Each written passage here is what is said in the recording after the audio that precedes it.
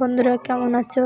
আশা করি ভালো আছো। চলো আজকে আমি কি রান্না করি তাই দেখাই। প্রথমে ফুলকপি আলু সুন্দর মতন পরিষ্কার করে নিলাম, তারপরে মাছটা সুন্দর মতন ধুয়ে নিলাম, তারপর হলুদের গুঁড়া মরিচের গুঁড়া লবণ দিয়ে সুন্দর মতন মেখে চুলা একটা কড়াই দিয়ে তারপর তেল দিয়ে তেলটা সুন্দর মতন গরম হয়ে গেছে, তারপর মাছটা সুন্দর মতন একটু একটু করে দিয়ে নিচ্ছি।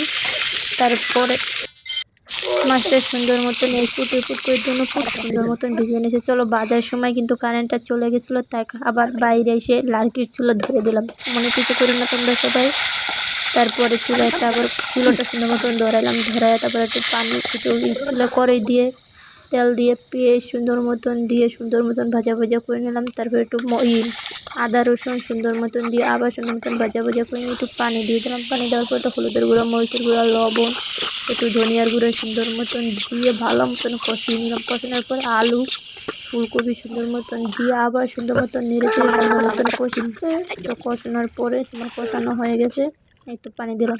চলো বলকান আস্তে আস্তে হ্যাঁ দেখুন তোমার আইডিটা সবাই একটু সাবস্ক্রাইব করে দিও প্লিজ সবাই একটু সাবস্ক্রাইবার একটা লাইক দিয়ে পাশে থেকে। হয়তো বলকান এসে গেছে, আমার মাছটাও দিয়ে দিচ্ছে।